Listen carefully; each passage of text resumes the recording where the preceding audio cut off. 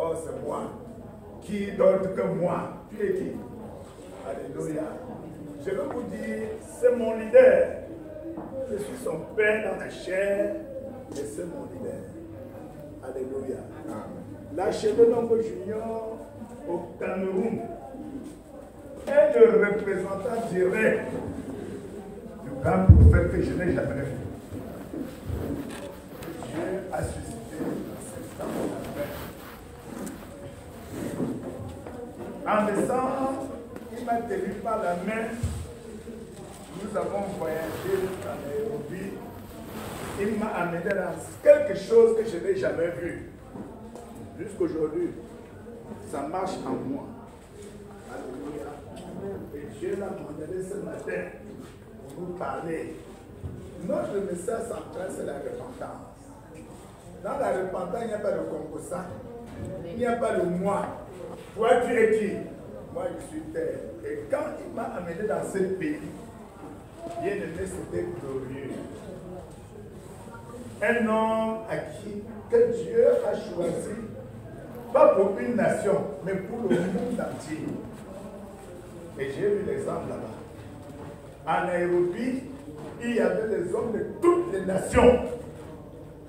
De toutes les nations. Et tu pouvais connaître une nation si tu connais les différents drapeaux, seulement avec le drapeau. Ça, c'est le Cameroun. Ça, c'est le Nigeria. Ça, c'est le Tchad. Ça.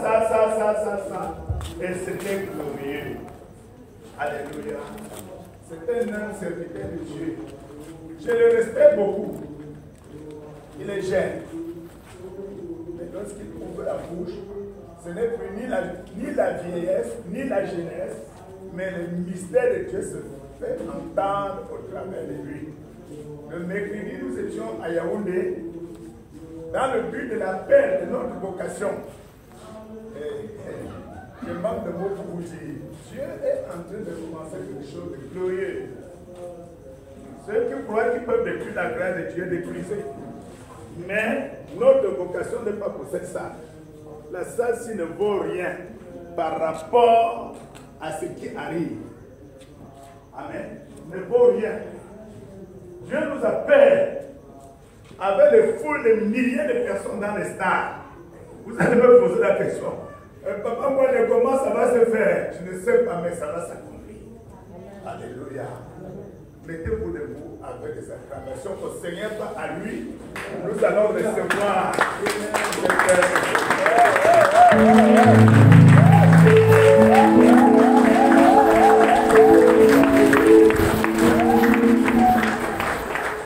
Alléluia. Pendant que nous sommes debout, nous allons directement prier. Et je vais demander s'il vous plaît aux personnes qui sont ici d'occuper les premières places. Alléluia. Occuper les premières places, il n'y a pas de nécessité. Merci beaucoup.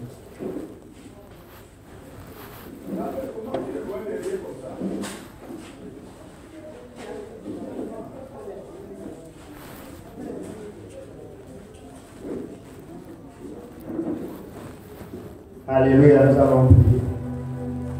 Puissant Père, Seigneur, nous te bénissons et te rendons grâce. Merci éternel pour cette merveilleuse journée que tu nous accordes encore aujourd'hui. Afin que nous puissions, éternel mon Dieu, contempler ta gloire, tes œuvres magnifiques et sans nom. Et Seigneur mon Dieu, tu nous dis dans ta parole que ces œuvres annoncent, éternel mon Dieu, qui tu es. Elles nous révèlent ta personne. Elles nous révèlent tes bontés envers nous. Et aujourd'hui, tu nous permets encore d'en jouir. Tu nous dis même dans ta parole, Seigneur, que ce temps que tu nous donnes encore de vivre ici, c'est afin que nous puissions nous préparer, afin que nous puissions nous repentir et que nous soyons prêts à entrer dans l'éternité avec toi. Père, ce matin, pendant que nous nous tenons ici devant toi, Seigneur, c'est de toi que nous attendons le conseil et la direction. Seigneur, comme une biche peut soupirer après des courants d'eau, nos âmes désirent de toi le conseil, désirent de toi la parole, désirent de toi la faveur. Et je te demande humblement, Père, que ce matin tu puisses abreuver nos âmes, que tu puisses accorder tes bénédictions en abondance, pour qu'au sortir d'ici, nous ayons fait un pas de plus vers ton royaume. C'est dans le précieux nom de Jésus que je te recommande toutes les âmes qui sont ici, afin que tu puisses leur administrer ton conseil par ton Saint-Esprit. Amen. Alléluia. Merci beaucoup. Je veux remercier le Seigneur ce matin qui me donne l'opportunité d'être ici. Et ensuite remercier Papa Jean qui est vraiment en train de faire un travail formidable pour le réveil dans la nation, qui est un très grand soutien pour ce qui est en train de se faire maintenant. Et je veux remercier toute l'équipe dirigeante ici à la grâce de Dieu, parce que je sais que sans le support de l'Église ici, certainement, Papa Jean aurait beaucoup de limites dans ce qu'il est en train de faire. Alléluia.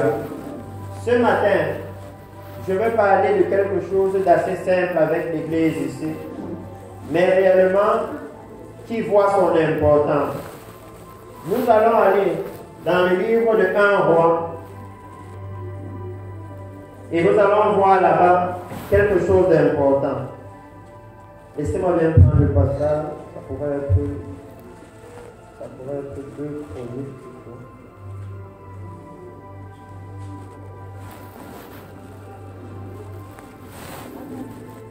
Alléluia.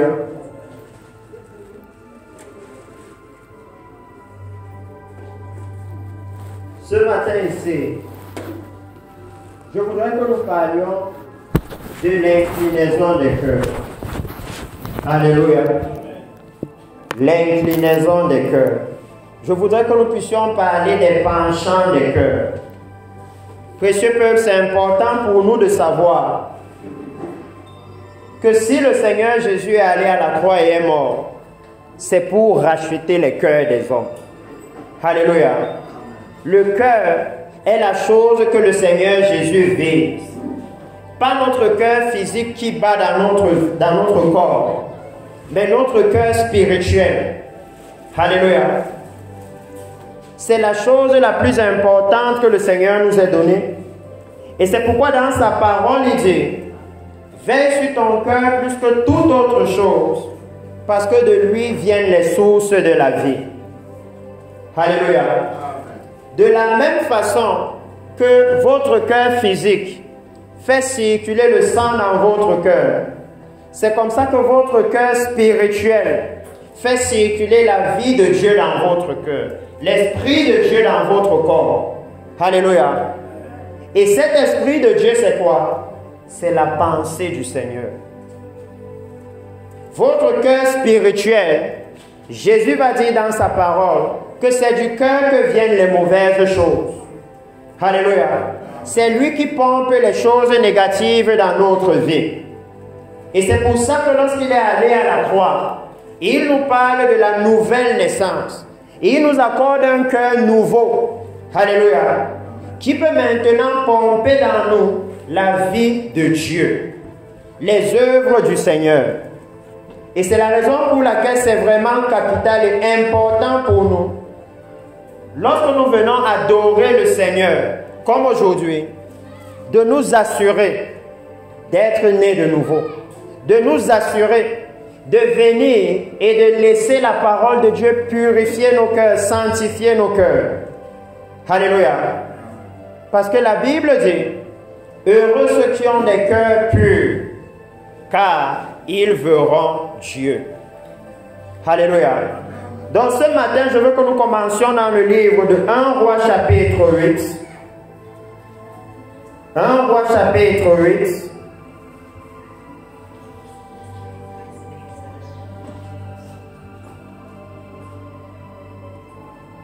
Et je vais vous donner un peu le contexte. Ici, le roi Salomon vient de finir de bâtir la maison de l'Éternel. Alléluia. Et la Bible va nous expliquer qu'après qu'il ait bâti la maison de l'Éternel, Salomon s'est rendu compte que mais Dieu ne peut pas habiter dans quelque chose de physique comme ça. Il est extrêmement grand. Et quand vous lisez ce livre de 1 roi, vous allez comprendre la valeur, l'importance de la maison de l'Éternel. Alléluia. L'importance de l'église. Parce qu'on sort le dimanche et on dit je vais à l'église, je vais à l'église. Mais quand on comprend l'importance, la valeur de là où on va, alors on peut mieux utiliser cette chose. Je vais vous prendre un exemple. Est-ce que vous savez que l'hôpital, qui est le lieu où on va pour trouver la guérison, est aussi le lieu où vous pouvez le plus facilement tomber malade? Est-ce que vous savez ça? C'est vrai. Pourtant, vous allez là-bas pour être guéri. Mais si vous arrivez et que vous ne respectez pas les consignes, vous allez attraper une maladie pire même que ce qui vous avait amené là-bas. Parce que vous pouvez arriver à l'hôpital avec un palier et vous voyez pavillon de ceux qui sont atteints du VIH, entrez interdit et vous entrez là-bas, vous sortez avec la maladie.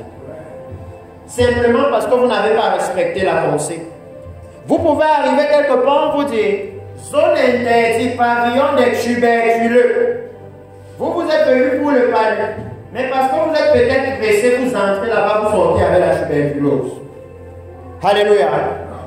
Ça veut dire quoi? Que celui qui va même à l'hôpital, en connaissant les règles, en respectant un certain nombre de règles, sort avec la guérison. Il profite pleinement de ce que l'hôpital a à lui offrir. Alléluia. Mais celui qui ne respecte pas les règles sort plutôt avec la maladie. Et je veux vous dire ce matin que c'était le cas avec le temple de l'Éternel. Alléluia. Pour vous prendre un exemple, la Bible va vous dire dans Lévitique, chapitre 1, que lorsque quelqu'un entrait, lorsqu'il venait vers le tabernacle, il venait là-bas pour offrir un sacrifice au Seigneur, pour obtenir la faveur de Dieu. Alléluia. Et ce matin, je veux que vous puissiez savoir qu'en réalité, c'est ça la raison qui doit vous amener à l'église. Et c'est même ça. Parce que quand chacun vient à l'église, il veut être béni, n'est-ce pas? Ça veut dire qu'il veut la faveur de Dieu. Alléluia. Mais le problème, c'est que souvent on ne sait pas comment venir à l'église. On peut venir physiquement et être présent, mais ne pas jouir des bénédictions, parce qu'on ne comprend pas exactement là où on est. Un peu comme quelqu'un qui vient à l'hôpital sans réaliser où il se trouve et qui n'arrive pas à respecter les consignes. Alléluia. Il n'arrive pas à le faire. Lorsque le Seigneur a permis à Salomon de lui bâtir un temple, alléluia, et que Salomon a engagé les travaux, et qu'il a fini, il a achevé les travaux, voici ce que Salomon a dit. Le livre de 1 Roi chapitre 8, là où nous sommes. 1 Roi chapitre 8. Et je vais lire à partir du verset 22. Et je vais juste prendre les écritures ça et là. 1 Roi chapitre 8 verset 22.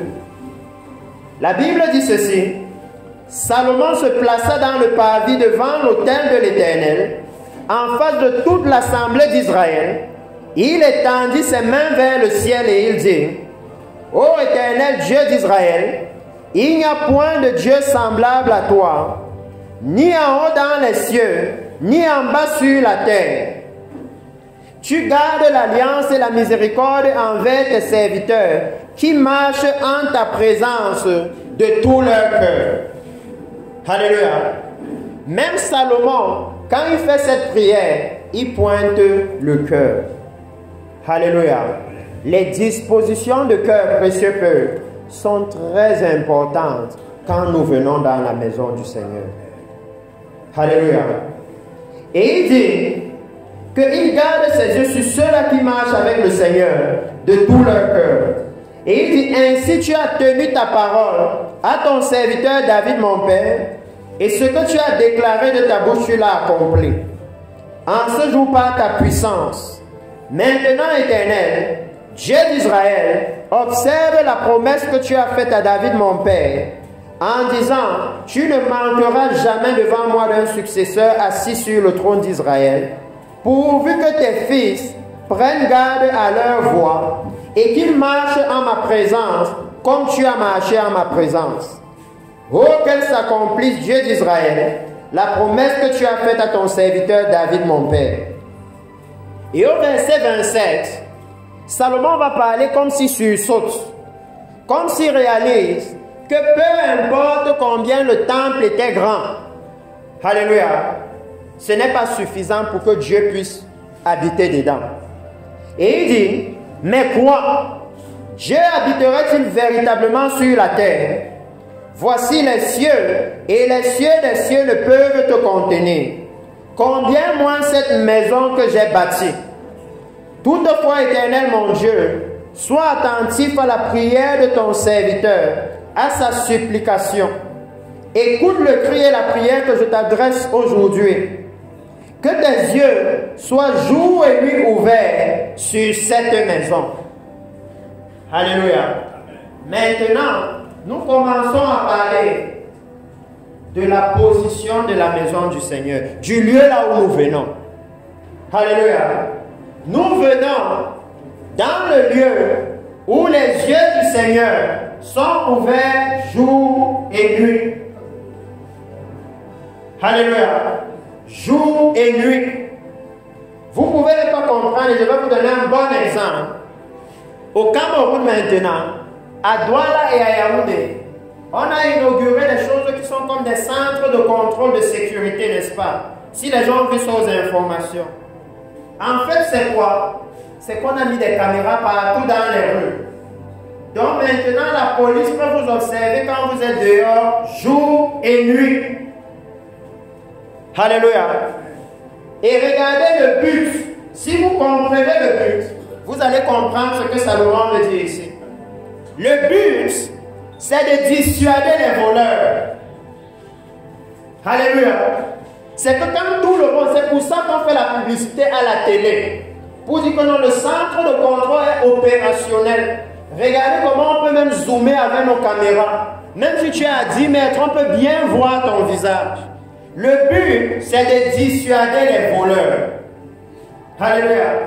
Que si quelqu'un marchait à Aqua, avec l'intention d'arracher un téléphone, que l'idée la fuit sa tête une fois, parce qu'il y a une caméra pointée sur lui 24 heures sur 24. Alléluia. C'est ce que Salomon veut dire ici. Salomon dit que mets tes yeux là-bas 24 heures sur 24. Parce que la parole de Dieu dit que les yeux de Dieu ne peuvent pas voir le péché. Alléluia. Le but, c'est de nous dissuader que lorsque nous venons dans la maison du Seigneur, alléluia, que nous ne venions pas avec même l'intention de pécher. Le but, c'est de nous purifier, c'est de nous sanctifier. Alléluia. De mettre en nous la crainte de Dieu. Alléluia. C'est très important. Ce que je suis en train de dire, c'est quoi? C'est que lorsque nous venons dans la maison du Seigneur, dans le lieu que nous avons consacré au Seigneur, comme ici, alléluia, nous devons venir avec crainte. Nous ne pouvons pas venir comme si on vient chez notre ami. Alléluia. Nous devons venir en considérant celui que nous allons rencontrer. Alléluia. Qui est-ce que nous sommes venus rencontrer ce matin? C'est ça qui va déterminer notre comportement. Alléluia. Parce que nous savons tous que ici, là où nous sommes, si nous allons même seulement chez le chef du quartier, on ne se comporte pas comme quand on part chez notre voisin. Alléluia. Donc si nous avons conscience de celui que nous allons rencontrer, ça change directement notre comportement. Alléluia. Ce que je suis en train de dire à l'église ce matin, c'est comment est-ce que nous pouvons travailler avec le Seigneur pour la transformation de nos vies.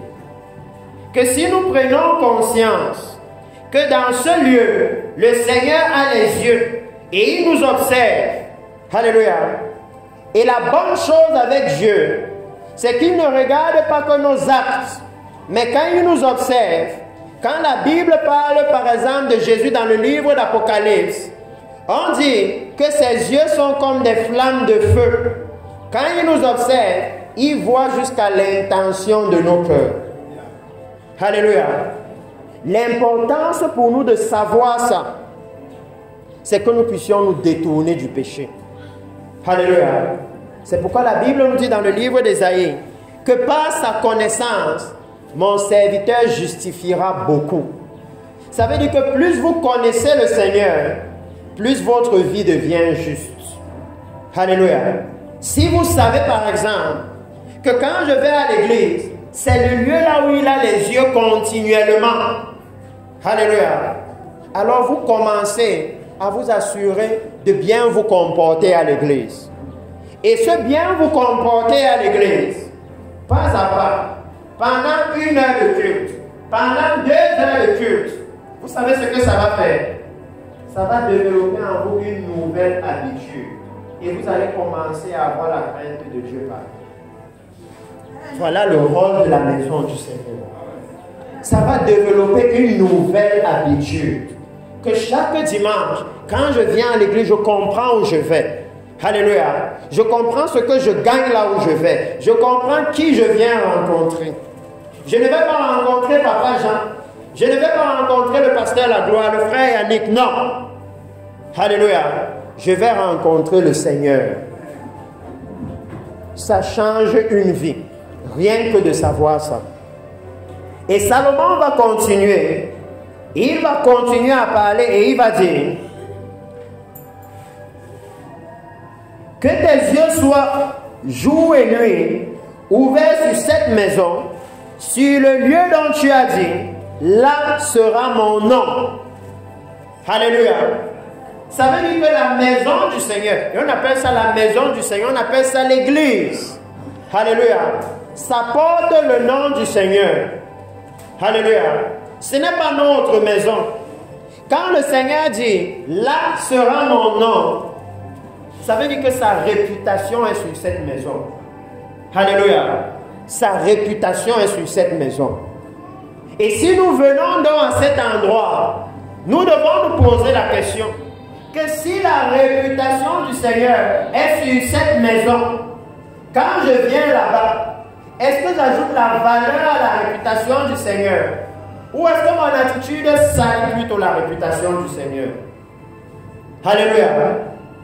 Il a dit que là sera son nom. Salomon fait quoi? Il nous décrit, il commence à nous donner le rôle de la maison du Seigneur. Que là est le nom du Seigneur. Alléluia.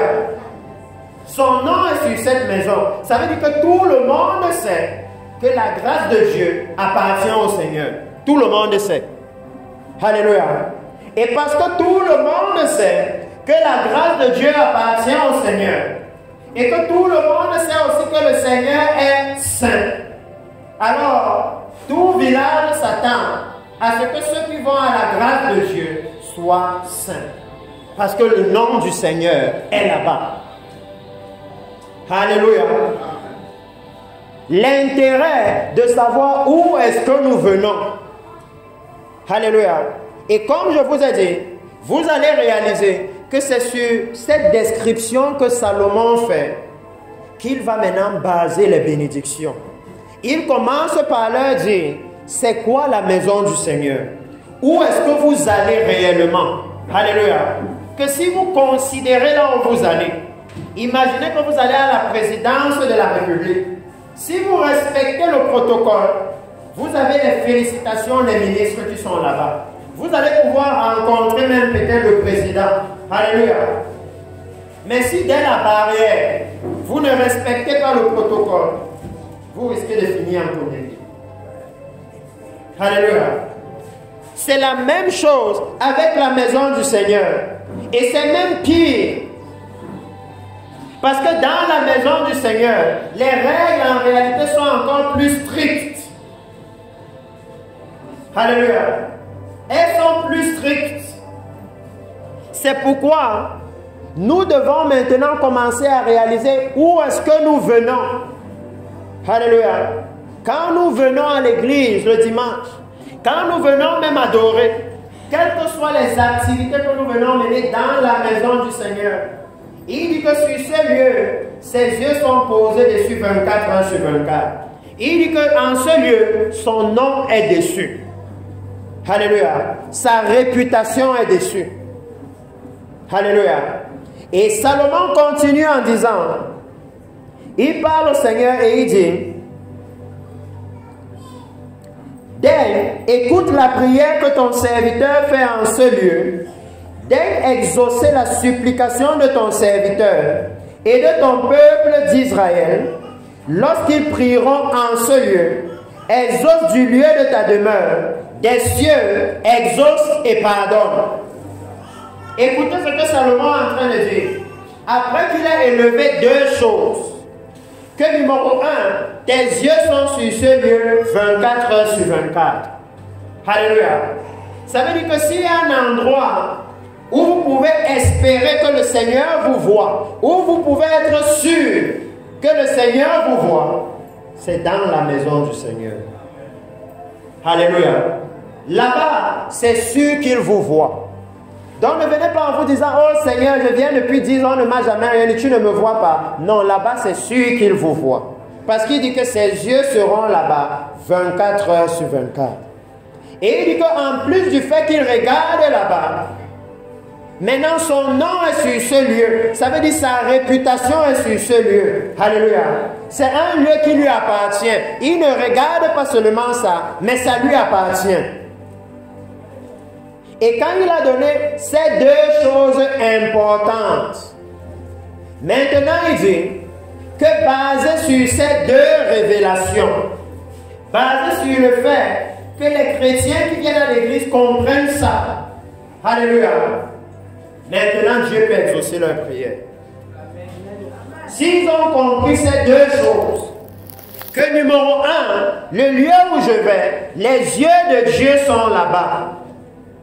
Et on n'a pas le temps, mais pour vous donner une courte explication, quand on parle des yeux du Seigneur, on parle simplement du Saint-Esprit. Alléluia. Parce que quand vous arrivez dans le trône de Dieu, le temple qui n'a pas été fait de main d'homme dans le ciel, dans le livre d'Apocalypse, la Bible va vous dire que devant le trône de Dieu, sur le trône de Dieu se trouve un agneau qui a 7 yeux. Alléluia. Et la Bible vous dit que ces 7 yeux, ce sont les 7 esprits de Dieu qui vont sur toute la terre. Alléluia. Donc quand il dit que tes yeux sont là 24 heures sur 24, ça veut dire que l'Esprit de Dieu est continuellement présent en ce lieu. Et je vous dis, il venait de finir de bâtir le temple. Si vous lisez bien avant, je ne pouvais pas commencer depuis là-bas parce que j'ai un endroit où je dois finir. Vous allez voir qu'il avait consacré le temple.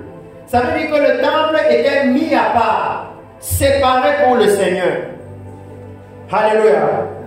Ce matin, je veux que nous commencions par voir les points nécessaires pour que nous puissions pleinement profiter de notre présence à l'église.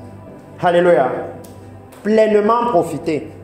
Vous allez donc voir Salomon, après qu'il ait élevé ces deux choses, après qu'il fasse savoir que je suis conscient de là où je suis. Alléluia. Il dit maintenant, écoute la prière de ton serviteur fait en ce lieu. Daigne exaucer la supplication de ton serviteur et de ton peuple Israël lorsqu'ils prieront en ce lieu. Est-ce que vous voyez les personnes prioritaires que Salomon élève? Alléluia. Qu'une fois que vous savez que dimanche nous allons aller adorer dans la maison du Seigneur. Alléluia.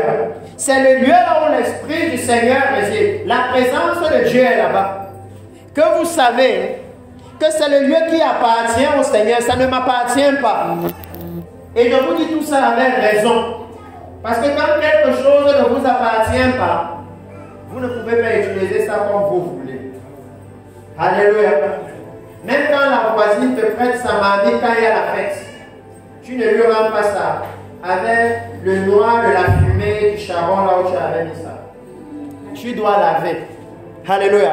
Oh oui, tu ne peux pas lui rendre ça avec à l'intérieur les brûlures du riz qui sont restées. Tu viens lui rendre ça comme ça. Ce n'est pas possible. Pourquoi? Parce que ça ne t'appartient pas.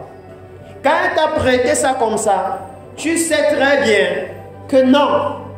La marmite, tu ne peux pas faire plus de 5 jours ici. Dès que la fête est finie, renvoyer sa marmite. Ça ne m'appartient pas. Alléluia. Quand elle t'a prêté sa marmite, peut-être que c'est la pointe Téphane. Alléluia. Elle t'a dit bien que ça c'est la pointe Téphane. Il y a des choses que tu ne dois pas préparer sur ça. Alléluia. Il y a des instruments que tu ne peux pas utiliser pour laver ça. Alléluia. Si c'était pour toi, tu peux utiliser ce que tu veux. Alléluia. Mais comme ça ne t'appartient pas, parce que je veux vous faire comprendre, qu'est-ce qu'il est en train de dire quand il dit que son nom est sur ça, que ça appartient au Seigneur. Ça veut dire que la façon dont nous devons nous comporter dans la maison du Seigneur dépend de lui. Si nous venons dans sa maison, et je sais que même beaucoup ici savent ça, dans certaines maisons, lorsque tu viens, tu dois enlever les chaussures à l'entrée. Alléluia. Dans certaines maisons, quand tu arrives, tu veux t'asseoir quelque part, tu dis non, ne t'assois pas là-bas, ça c'est la place du Père. Il y a les règles. Alléluia. Tu arrives même quelque part et tu veux entrer dans une école, tu dis non. Ici, personne n'entre là-bas, ça c'est une salle privée. Viens ici, on reçoit plutôt les gens de l'autre côté. Ça veut dire que si nous venons aussi dans la maison du Seigneur, est-ce que vous ne pensez pas que c'est important qu'on connaisse alors les règles du Seigneur? Alléluia. Si nous venons dans sa maison, est-ce que vous ne pensez pas que c'est important qu'on connaisse aussi ses règles à lui? Parce que dans l'église aujourd'hui, nous avons beaucoup de chrétiens qui ne connaissent pas la parole de Dieu, qui ne sont même pas intéressés par la parole de Dieu, mais qui chaque dimanche viennent à l'église et attendent une bénédiction de Dieu. Et qui, parce qu'ils ne connaissent pas la parole de Dieu, ne sont pas conscients que chaque jour en venant à l'église, je fais exactement ce que Dieu ne veut pas. Exactement. Chaque jour en venant à l'église, je viens avec le cœur rempli de haine. Chaque jour en venant à l'église, je viens non pas pour adorer Dieu, mais en attendant qu'un garçon me drague. Chaque jour en venant à l'église, je viens pour faire la concurrence sur qui est la plus sexy. Quand je sors de l'église, je dis même, ah, tu vois, le pasteur, là, il croit que c'est bien habillé. Dimanche prochain, je vais la civiliser. Tu vas voir mon habit. Oh! Chaque jour, quand je viens à l'église, je viens pour faire la concurrence avec les autres. Celle-là, elle avait mis quoi sur sa tête? Non, la semaine prochaine, c'est moi qui serai la star de l'église. Et il dit à cause de ça, parce qu'ils ne comprennent pas où est-ce qu'ils viennent, ils sont en train de passer à côté de ce qui est normalement prévu pour eux. Alléluia. Parce que quand vous lisez l'importance de la maison de Dieu et que vous écoutez la prière de Salomon ne prévoit pas l'échec. Alléluia. Oh non. La prière de Salomon dit: daigne exaucer la supplication de ton serviteur et de ton peuple d'Israël. Alléluia. Et il dit qu'il caractérise maintenant qu'une fois que vous savez que ça c'est la maison de l'Éternel, et parce que ça lui appartient, son esprit réside là-bas. Alléluia. Il élève maintenant deux caractéristiques principales. Regardez les deux premiers bénéficiaires de l'exaucement de Dieu. Il dit numéro 1, les serviteurs de Dieu et le peuple de Dieu. Et ce matin, je veux qu'on se pose une question, précieux peuple. Dans les deux catégories que je viens de citer, que chacun se pose la question de savoir, je me trouve où dedans? Est-ce que je suis parmi les serviteurs? Ou est-ce que, bon, si je ne suis pas serviteur, est-ce que je suis au moins du peuple de Dieu? Est-ce que je suis au moins dans la catégorie là? Alléluia. C'est important en ce moment de se poser cette question. Parce que nous vivons dans des temps où le Seigneur Jésus a dit, il y aura des guerres et des bruits de guerre, des tremblements de terre. Où le Seigneur a dit, l'amour du plus grand nombre se refroidira. Nous vivons dans un temps où le Seigneur a dit qu'il y aura des temps difficiles à cause de la méchanceté dans le cœur des hommes. Ça veut dire que nous vivons dans un temps où le Seigneur a dit que là dehors, c'est la jungle. Le seul endroit où vous pouvez avoir la grâce, la faveur, c'est dans sa maison. Donc ce serait intéressant pour le chrétien de savoir que comment je fais alors pour qu'arriver dans la maison là, je profite pleinement de ce que Dieu veut me donner. Alléluia. Ce serait important, précieux peuple. Et vous le voyez dire qu'il a catégorisé deux types de personnes. Et j'invite tous ceux qui écoutent ce matin à pouvoir prendre le temps. Quand vous rentrez et que vous êtes venu à l'église le dimanche, ne vous arrêtez pas seulement à ce que vous avez écouté. Allez méditer. Allez chercher à savoir c'est quoi exactement un serviteur de Dieu. Parce que le pasteur est venu et nous a posé la question que est-ce que vous faites partie des serviteurs du Seigneur? Alléluia. Il nous a dit que ce sont les premières personnes que Dieu exauce. Alors pour moi, je serai en train de me poser la question que comment, qu'est-ce qui me prouve que je suis serviteur de Dieu? Alléluia. Quelle est la preuve que je suis serviteur de Dieu? Parce qu'aujourd'hui, quand quelqu'un travaille dans une compagnie, il y a quelque chose qui prouve qu'il travaille là-bas. Alléluia. Il y a sa fiche de paie. Il y a son contrat d'embauche. Alléluia. Il y a parfois sa carte d'employé de l'entreprise là. Alléluia. Et il dit que pour nous maintenant, qu'est-ce qui prouve que nous sommes serviteurs de Dieu? Qu'est-ce qui prouve? Il dit que quand quelqu'un est citoyen camerounais, son acte de naissance prouve. Alléluia. Sa carte d'identité prouve. Son passeport prouve. Pour nous maintenant, qu'est-ce qui prouve que nous sommes citoyens du royaume de Dieu? Alléluia. Parce que Salomon élève ici que la maison de Dieu, c'est d'abord pour les citoyens du royaume de Dieu. Et ce que Salomon est en train de dire ici est très profond pour l'Église. Parce que Salomon n'est pas seulement en train de parler de la maison que vous voyez ici. Si vous écoutez ce qu'il dit, il dit, exauce-les lorsqu'ils prieront en ce lieu. Et il dit quoi? Exauce-les du lieu de ta demeure des cieux. Alléluia. Il est en train de dire que quand vous venez ici tous les dimanches, ce que vous êtes en train de faire, c'est la répétition de votre entrée dans le royaume de Dieu. Alléluia. Et j'ai entendu un témoignage ici où on parlait d'entraînement, de préparation. Et ce que j'ai compris de ce témoignage, c'est que basé sur la qualité de la préparation, basé sur la qualité de comment le frère a pu passer les niveaux, on l'a maintenant embauché. Que basé sur la qualité de votre répétition chaque dimanche quand vous venez à l'église, Jésus va vous prendre pour le royaume des cieux. Basé sur la qualité. Parce qu'il dit que ses yeux sont ici. Et chaque jour, il observe. Il observe comment elle vient à l'église. Il observe comment elle vient. Et il note. Et il note. Et il note. Et il dit que le jour vient maintenant. Le jour de l'enlèvement de l'église. Où il ne va pas seulement vous exaucer ici. Mais il va vous exaucer directement dans le ciel. Alléluia. Et il dit que c'est basé sur la qualité de votre répétition. Vous-même, vous ne le voyez pas. C'est comme si chaque dimanche, vous faites la répétition. Chaque dimanche, vous vous levez, et vous venez ici, et vous adorez, et après vous rentrez, et dimanche prochain, vous faites pareil, et dimanche, vous ne voyez pas que c'est une préparation que vous êtes en train de faire.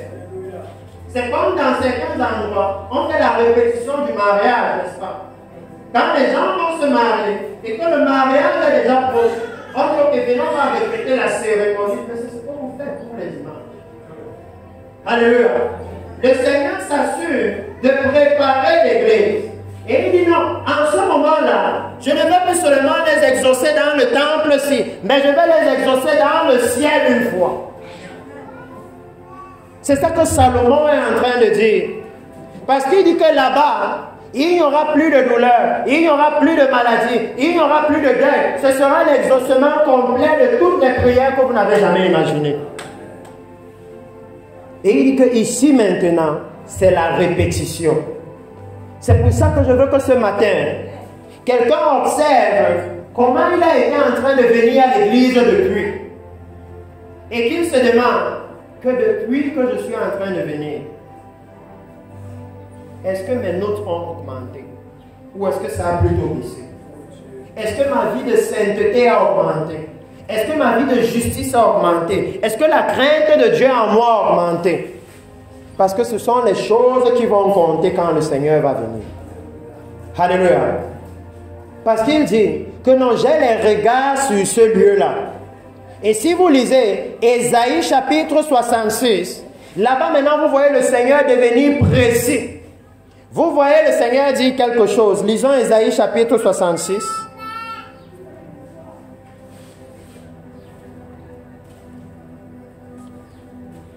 Et je vais lire à partir du verset 1. Ésaïe chapitre 66 à partir du verset 1. Et dans ce que nous partageons avec le court temps qui nous reste, vous allez même voir l'intérêt que vous avez aux yeux du Seigneur.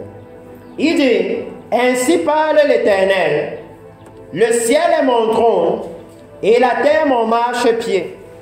Quelle maison pourriez-vous me bâtir? Vous voyez maintenant le Seigneur. Vous comprenez maintenant pourquoi Salomon disait que non, la maison-ci exauce-les du ciel. Parce que quand je vois la maison-ci, je ne vois pas comment toi, Dieu qui est grand, là, tu peux rester ici. Il dit, quelle maison pourriez-vous me bâtir? Et quel lieu me donneriez-vous pour demeure? Toutes ces choses, ma main les a faites, et tout ont reçu l'existence, dit l'Éternel. Et maintenant, il dit ceci. Voici sur qui je porterai mes regards. Alléluia. Ça veut dire que vous voyez maintenant le Seigneur être encore plus précis. Vous voyez le Seigneur dire que bien que mes yeux sont sur la maison-ci, bien que mes yeux sont sur la grâce de Dieu, néanmoins, il y a des personnes spécifiques que je regarde. Alléluia. Des personnes spécifiques. Et il donne les caractéristiques. Ça veut dire que quoi? Ça veut dire que personne ne peut sortir d'ici et dire, oh, moi, Dieu ne me voit pas. Non. Si tu connais les caractéristiques de ce que Dieu regarde, fais seulement comme eux et Dieu te voit aussi. Parce qu'il dit, voici celui sur qui je porterai mes regards, sur celui qui souffre et qui a l'esprit abattu, sur celui qui craint ma parole. Alléluia.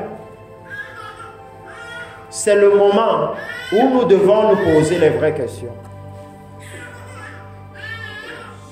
Est-ce que nous craignons réellement la parole de l'Éternel? Ce n'est pas compliqué. C'est que vous prenez la Bible. Et si vous voyez quelque chose dans la Bible que Dieu interdit, et que vous vous rendez compte que vous faites ça volontairement, alors vous savez que vous ne craignez pas la parole. Alléluia. Ce n'est pas du tout compliqué. Là, vous-même, vous savez. Quand vous venez à l'église le dimanche, et que Papa Jean se lève ici, et il réprimande, il dit non, ne faites plus comme ça, ne faites plus comme ça. Et que dimanche prochain, vous venez volontairement comme ça. Alors, vous savez, vous-même, vous devez savoir que ça veut dire que vous ne craignez pas la parole de l'Éternel. Bon, on n'a pas besoin de vous expliquer. Alléluia. Parce que même vous à la maison, quand vous dites à l'enfant, ne bois pas dans le verre et il boit, quand vous dites qu'il ne vous respecte pas. Donc ce n'est pas compliqué. C'est la même chose avec le Seigneur. S'il nous dit, marchez de telle façon, et que nous on choisit volontairement de faire l'inverse, ça veut dire qu'on ne le craint pas. Et je dois vous dire, précieux peuple, la maison de l'Éternel, c'est un endroit terrible. C'est un endroit dangereux. Beaucoup de chrétiens ne savent pas. C'est un endroit dangereux. C'est plus dangereux que d'aller à la présidence. Parce que c'est le lieu où vous venez pour gérer votre éternité. Vous n'allez pas là-bas pour présenter un projet pour qu'on vous finance. Vous n'allez pas là-bas pour présenter seulement votre cas de maladie pour qu'on vous guérisse. La réelle raison pour laquelle vous venez à l'église, c'est pour votre éternité. Alléluia. C'est votre éternité que vous êtes en train de jouer chaque dimanche. Chaque dimanche. C'est l'opportunité que Dieu nous donne de nous préparer pour notre éternité. Et vous allez le voir dire que non, lui, il a les regards sur celui qui souffre. Qu'est-ce qu'il veut dire par là? Dieu n'est pas en train de parler de celui qui souffre seulement parce qu'il n'a pas mangé ce matin. De celui qui souffre parce qu'il est malade. Non. Vous allez le voir dire, celui qui a l'esprit abattu. Dieu parle, numéro 1, de celui-là que son péché ne laisse pas tranquille. Que s'il a commis un péché, il n'a pas la paix. Il n'est pas à l'aise. Il souffre dans son cœur. Que comment j'ai pu faire ça? Qu'est-ce qui m'a même conduit à faire ça? Il est repentant, il n'a pas la paix. Alléluia. Parce que cette souffrance-ci, tous les hommes passent par là. Vous pouvez être venu à l'église dimanche et vous n'êtes pas malade. Vous n'avez pas besoin d'argent. Vous avez bien mangé le matin au point où vous avez même failli vous endormir, tellement vous avez mangé. Mais il dit que non, celui qui souffre à cause du péché, celui qui vient à l'église et qui souffre parce que ses enfants sont encore dans le péché. Celui qui souffre parce qu'il dit que, mais Seigneur, regarde comment un village est encore dans le péché. Il dit que celui-là, il pose ses regards sur lui. Alléluia. Et je vous ai dit tout à l'heure que quand il dit que son regard, il parle de son esprit. Alléluia. Il parle de son esprit. Donc je vous ai amené ici afin que nous puissions ensemble voir que lorsque nous venons nous asseoir dans l'église, il y a une parole des Écritures qui s'accomplit qui dit que bien qu'ils soient tous Israël, ils n'appartiennent pas tous à Israël. Ils ne sont pas tous les enfants d'Israël. Alléluia. Bien qu'ils soient d'Israël. Que bien que tout le monde dise je suis chrétien, ils ne sont pas tous le peuple de Dieu. Que bien que tout le monde dise j'étais à l'église dimanche. J'étais où? J'étais à la grâce de Dieu. Ils n'étaient pas tous à l'église dimanche. Parce que parfois certains étaient là, mais leur cœur était ailleurs. Alléluia. Leur cœur était ailleurs. Donc en réalité, ils n'ont pas pu profiter. Ils n'ont pas su pourquoi est-ce qu'ils sont venus. Or, le Seigneur ici, avec Salomon, il est en train de dire des choses importantes. Parce que Salomon va continuer de parler. Et Salomon va expliquer le livre de 2 Rois. Nous sommes dans 2 Rois 8, verset 30. Il dit: daigne exaucer la supplication de ton serviteur et de ton peuple Israël. Lorsqu'ils prieront en ce lieu, exauce du lieu de ta demeure, des cieux, exauce et pardonne. S'il y a un endroit, précieux peuple du Seigneur, là où on peut trouver le pardon, c'est dans la maison du Seigneur. Regardez, Salomon a parlé d'exaucer, n'est-ce pas? Salomon n'a pas mis en avant: donne-leur la nourriture, donne-leur les habits, donne-leur les voitures, donne-leur les maisons. Le plus grand exaucement que Salomon a mis en avant, c'est le pardon des péchés. Alléluia. Que exauce-les et pardonne. Pourquoi? Parce que Salomon sait que le Seigneur dit dans sa parole, dans le livre de Osée, que je veux les délivrer de la puissance de la mort. Mais le repentance se dérobe, la repentance, ou plutôt le repentir, se dérobe à mes yeux. Alléluia. Que ce que ses yeux regardent quand nous venons à l'église, c'est le cœur qui est repentant. Alléluia. Le cœur qui est en train de chercher, le cœur qui sait que non, je viens devant un Dieu qui est très saint. Je ne suis pas comme lui. C'est ce que ses yeux recherchent. Voilà la personne qu'il veut exaucer. Alléluia. Il veut exaucer la personne qui vient en réalisant que quelle que soit la situation difficile que je traverse maintenant, c'est parce que nous les hommes on a péché. Seigneur pardonne, aie miséricorde. Il élève le fait que la chose la plus importante que l'Église peut délivrer, c'est le pardon. Alléluia. Et c'est important en ce moment, parce que généralement nous venons à l'église et nous mettons la repentance loin. Nous avons d'abord d'autres besoins qu'on veut amener devant le Seigneur. Mais permettez-moi de vous dire ce matin que le premier besoin pour toute âme qui vit, c'est le besoin d'être pardonné de ses péchés. C'est le besoin que ses péchés et ses transgressions soient effacés. Pourquoi? Parce que c'est à cause des péchés et des transgressions que le mal est entré dans la vie de l'homme, que le malheur a atteint l'homme, que la mort a atteint l'homme. Donc une fois que l'homme est délivré, est sanctifié, est séparé du péché, la paix avec Dieu est faite et la vie de Dieu peut couler en lui. Alléluia. La première chose, le rôle de la maison du Seigneur, c'est de délivrer le pardon des péchés.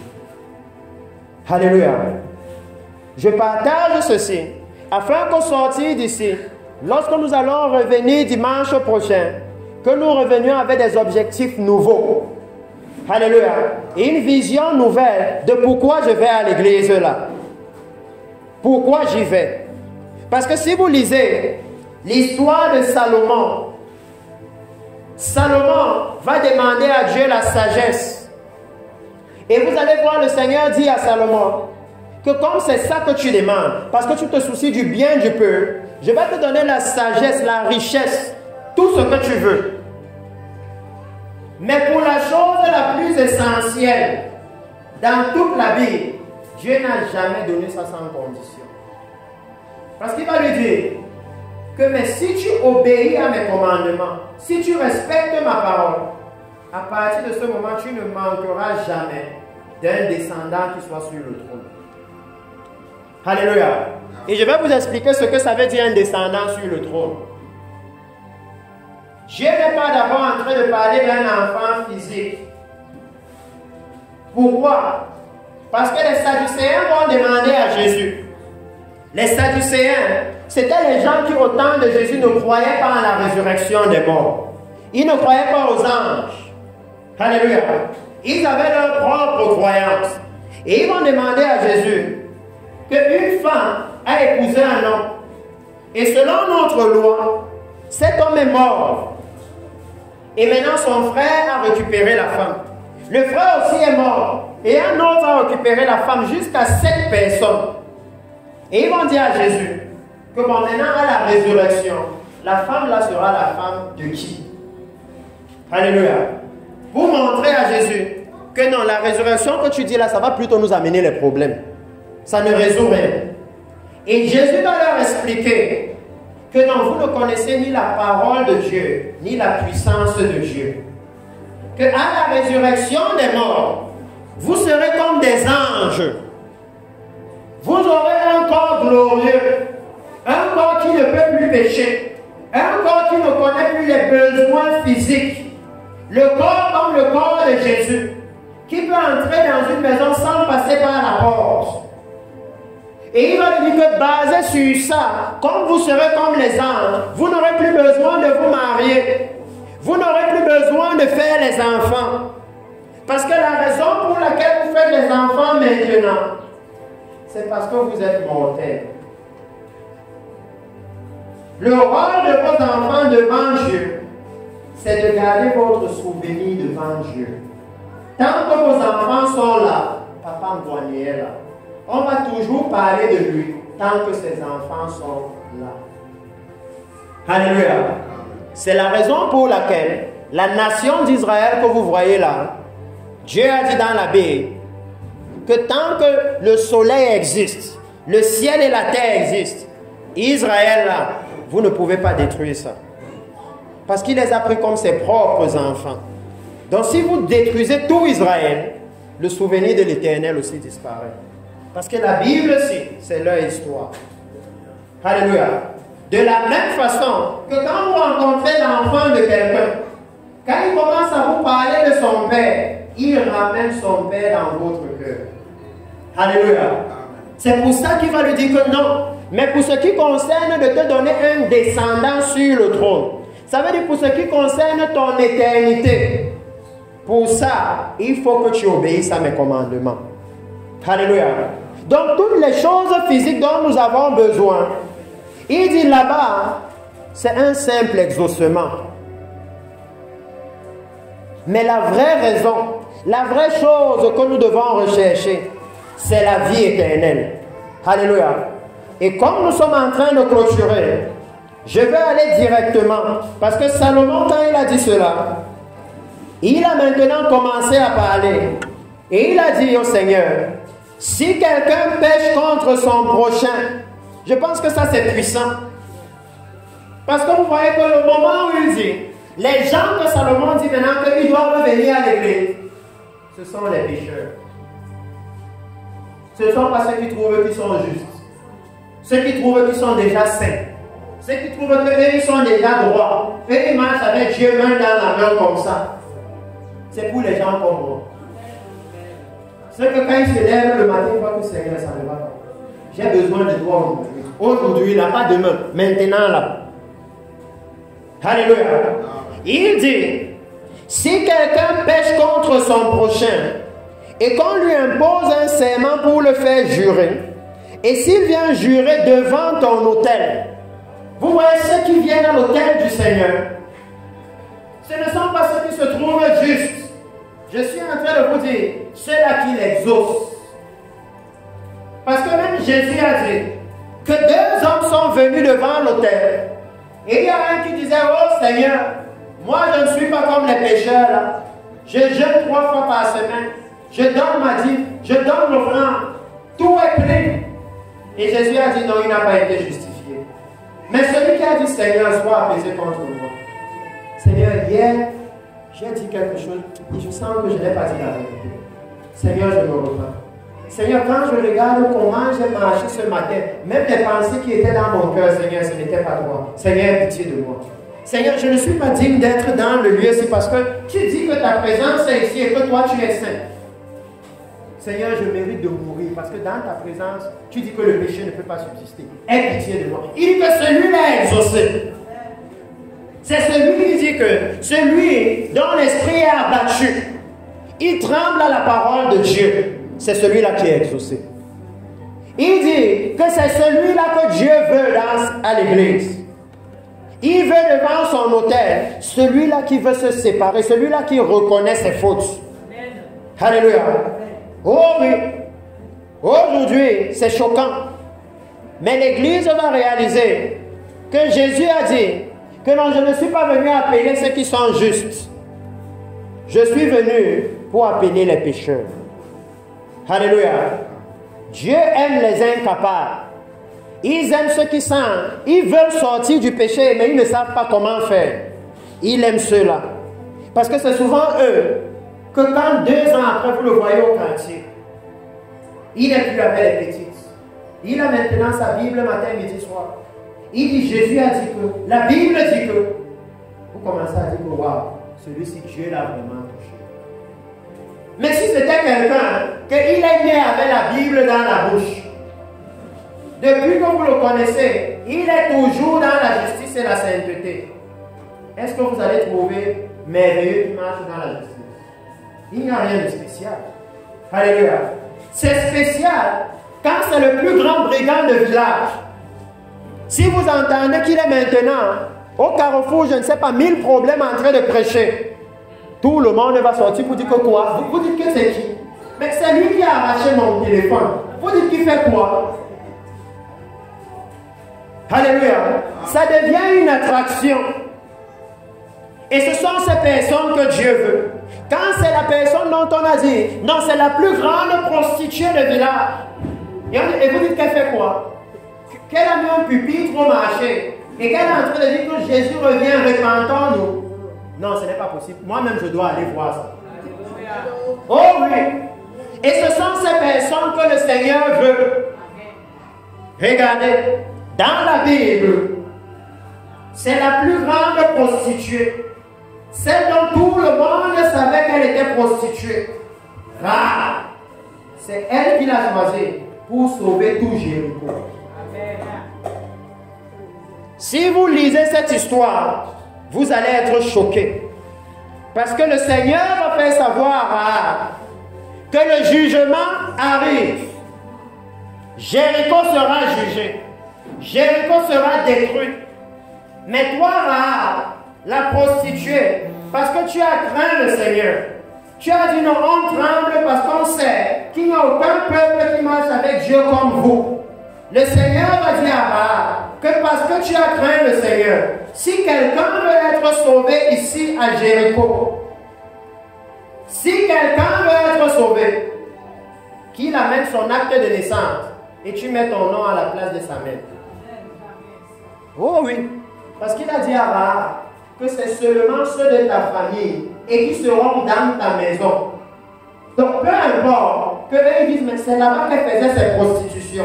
Maintenant, parce qu'elle a reçu le Seigneur, c'est le seul endroit qui est protégé. Alléluia. C'est le seul endroit qui était protégé. La maison de Rahab, la prostituée, était devenue le temple de l'Éternel. Le temple de l'Éternel. C'est pourquoi quand Salomon va parler, laissez-moi finir pour ne pas trop gâter le temps. Quand Salomon va parler, il dit, si quelqu'un pêche contre son prochain et qu'il vient dans cette maison, écoute-le des cieux, agis et juge tes serviteurs.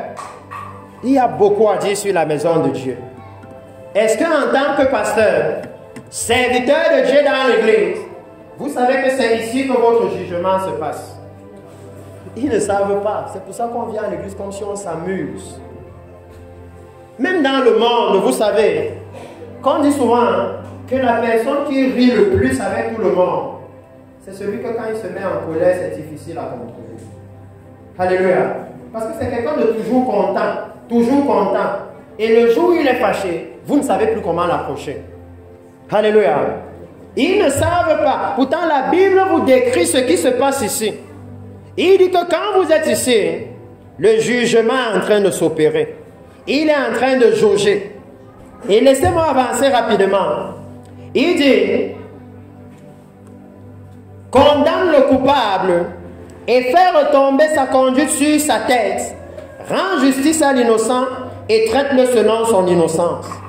Il va dire que quand ton peuple sera battu par l'ennemi, quand l'ennemi a dominé sur vous, quand le péché a dominé, quand les sorciers ont dominé, quand les mauvais esprits ont dominé, il dit, que la maison du Seigneur, c'est là où il y a la délivrance. Alléluia. J'élève ça et je passe rapidement.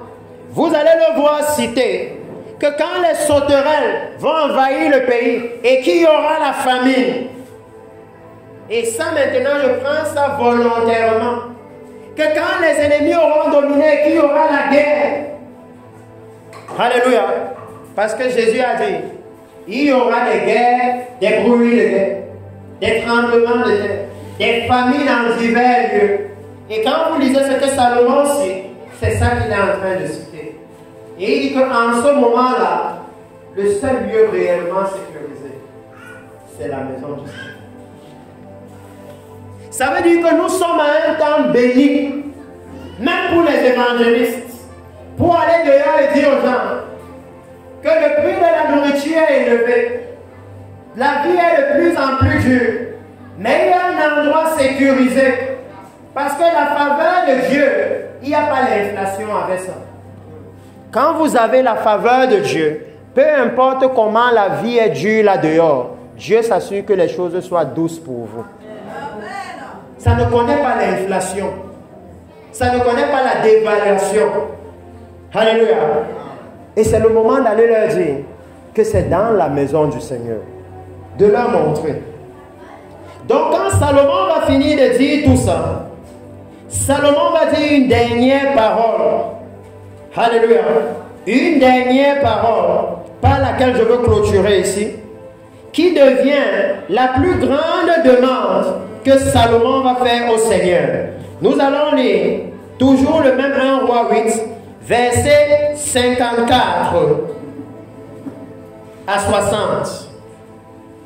Verset 54 à 60. Mais vous pouvez voir que j'ai sauté beaucoup. Pour certains, dont nous avons fait des réunions sur ça avec Papa Jean ici, ce sont des réunions que nous avons fait sur 4 heures de temps pour enseigner seulement une chose. Et l'Église a besoin d'enseignement. C'est la connaissance de Dieu qui transforme votre vie. Alléluia. Même pour quelqu'un qui est commerçant seulement. N'est-ce pas, plus tu connais ton business, plus tu peux agrandir ton business. C'est comme ça. Plus tu connais, quand tu commences, tu achètes peut-être les bonbons ici. Mais avec le temps, tu découvres qu'il y a quelqu'un qui vend plus ou moins cher que l'autre. Et quand tu achètes chez lui, n'est-ce pas, la boutique grandit. Avec le temps, tu découvres que non, il y a quelqu'un qui vend les emballages mieux que celui-ci. Et quand tu découvres, n'est-ce pas, la boutique grandit. Le Seigneur va nous poser la question ce jour-là, précieux peuple, que comment vous n'avez pas su que c'est la même chose pour ma parole. Que plus vous connaissez ma parole, plus vous devenez comme je veux. Que comment vous n'avez pas su. Que ce n'est pas une question d'effort volontaire. Cherchez juste à me connaître et ma connaissance va vous transformer. Alléluia. Parce que Salomon maintenant, il a fini de bâtir la maison et il leur a dit, ce que je viens de vous lire, c'est Salomon leur expliquant le but de cette maison, le rôle de cette maison, l'importance de cette maison, la valeur de cette maison. Et je vous ai dit que quand vous connaissez ces choses, alors vous savez utiliser cette maison. Donnez une voiture, la dernière voiture que vous pouvez imaginer, la plus rapide que vous pouvez imaginer, et vous prenez la clé, et vous donnez ça à un frère que vous avez tiré du fin fond du village qui n'a jamais vu une voiture. Ça va lui servir à quoi? Puisqu'il ne sait pas ce que c'est, il ne comprend même pas à quoi ça sert. Il va rester admirer ça et dire que c'est beau, mais il ne va rien faire avec. Alléluia. Il ne va pas utiliser ça. C'est pourquoi nous avons besoin de savoir à quoi sert l'Église pour pouvoir tirer le maximum de l'Église. Donc quand Salomon va finir et qu'il aura consacré le lieu, au verset 54 de la Bible dit, lorsque Salomon eut achevé d'adresser à l'Éternel toute cette prière et cette supplication, il se leva devant l'autel de l'Éternel, où il était agenoué, les mains tendues vers le ciel, debout, il bénit à haute voix toute l'assemblée d'Israël en disant, s'il vous plaît, écoutons la bénédiction de Salomon. Parce que si quelqu'un comprend ça, tout le monde va vouloir cette bénédiction-ci. Il dit, béni soit l'Éternel qui a donné du repos à son peuple Israël selon toutes ses promesses. De toutes les bonnes paroles qu'il avait prononcées par Moïse, son serviteur, aucune n'est restée sans effet. Que l'Éternel, notre Dieu, soit avec nous, comme il a été avec nos pères, qu'il ne nous abandonne point et ne nous délaisse point. Mais, alléluia, mais qu'il incline nos cœurs vers lui, afin que nous marchions dans toutes ses voies et que nous observions ses commandements, ses lois et ses ordonnances qu'il a prescrites à nos pères. Alléluia. Quand Salomon a fini de bâtir la maison du Seigneur et qu'il bénissait le peuple, ce qu'il a demandé au Seigneur, c'est Seigneur, incline nos cœurs vers toi. Alléluia. Incline nos cœurs vers toi. Et dans un moment comme celui-ci, où les cœurs des hommes sont inclinés vers le monde, les choses du monde, c'est pour ça qu'il n'y a pas la paix dans le monde. Le Seigneur Jésus, lui, nous a dit, je vous laisse ma paix. Pas la paix comme le monde la donne. Pas la paix qui dépend des voitures, des maisons, des choses du monde. La paix qui dépend simplement du fait que vous savez que les yeux de Dieu sont sur vous. Alléluia. Parce qu'il a promis ici que non, je ne vais pas les délaisser. Je ne vais pas les abandonner. C'est pourquoi Salomon a compris que si Dieu a déjà promis de ne pas nous délaisser, si Dieu a promis que je ne les abandonne pas, même quand ils vont sortir d'ici et rentrer chez eux, je serai en chemin avec eux. Alléluia. Je vais continuer de veiller sur eux. Je vais continuer de les protéger. Salomon a compris que la chose la plus importante alors, ça devient que nos cœurs soient inclinés vers lui. Alléluia. Que nos cœurs soient inclinés vers lui. Donc ce matin, je souhaiterais que comme nous sommes en train de clôturer, que nous puissions ensemble nous lever et faire cette demande de Salomon au Seigneur. Incline, Seigneur, incline nos cœurs vers toi. Incline nos cœurs vers ta justice. Incline nos cœurs vers ta sainteté. Incline nos cœurs vers ta droiture. Alléluia. Précieux peuple, levons-nous devant le Seigneur et parlons-lui une minute comme nous clôturons. Parce que le Seigneur promet, il dit, incline nos cœurs afin que nous puissions obéir à tes commandements. Alléluia. Ça veut dire que si nous voulons faire la volonté de Dieu, si nous voulons obéir à Dieu, ça dépend seulement du fait que lui, il tourne nos cœurs vers lui. Alléluia. Et ça, nous pouvons lui demander. C'est pourquoi il a dit dans sa parole que demandez et vous recevrez. Alléluia. Parlons au Seigneur et demandons-lui ce matin d'incliner nos cœurs vers lui, afin que nous puissions obéir à ses commandements. C'est juste l'introduction de ce message que j'ai donné ici. Parce que vous pouvez voir qu'il y a beaucoup à dire. Seigneur, ce matin, je viens avec ton peuple ici, Père. Seigneur, ce matin, je viens reconnaître, Père, mes fautes, mes manquements, ma grande désobéissance à tes ordonnances et à tes commandements. Je viens reconnaître, Éternel mon Dieu, que je n'ai pas parfaitement obéi à ta parole. Je viens reconnaître combien j'ai été faillible, combien j'ai manqué, Éternel mon Dieu, à tes instructions, combien je n'ai pas tenu les vœux que j'ai engagés devant ta face. Père, ce matin, je viens reconnaître mes limites, je viens reconnaître mes péchés. Et je reconnais, Seigneur, que mon cœur ne s'est pas continuellement incliné vers toi. C'est pourquoi j'implore ta grâce et ta miséricorde, afin que ce matin, Père, tu puisses totalement incliner mon cœur vers toi. Parce que tu nous as montré que c'est lorsque nos cœurs sont inclinés vers toi, lorsque nos cœurs sont tournés vers toi, que nous pouvons obéir à tes commandements, que nous pouvons faire ta volonté, que nous pouvons obéir à tes préceptes. Et Seigneur, ce matin, Je veux obéir à ta parole. Je veux obéir à tes commandements. Je veux obéir à tes instructions. Père, je ne veux plus être rebelle à ta parole. Je ne veux plus être rebelle à tes ordonnances. Je veux faire ta volonté, Seigneur. Mais j'ai compris, Père, que pour cela, mon cœur doit être incliné vers toi. Et je reconnais que je n'ai ni force ni capacité d'incliner mon cœur vers toi. Parce que tu dis dans ta parole que les cœurs des rois sont entre tes mains et que tu les inclines dans la direction que tu veux. Père, ce matin, j'implore ta grâce et ta miséricorde afin que tu puisses incliner mon cœur et le cœur de ton peuple ici vers toi pour que nous puissions accomplir tes commandements et que ce jour-là où le Messie viendra, nous puissions hériter ton royaume éternel. C'est dans le nom puissant de Jésus que je te prie ce matin et que je te recommande toutes les précieuses âmes qui sont devant ta face. Amen. Alléluia. Merci beaucoup, précieux peuple du Seigneur.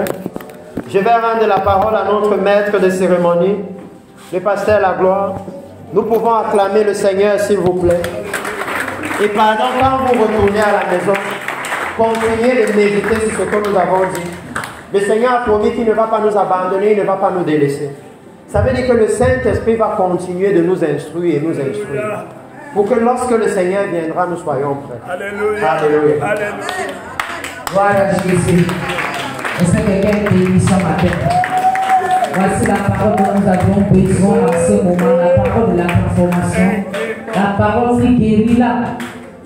Si nous venons au Seigneur, c'est pour être sauvés. Et c'est par le moyen de la parole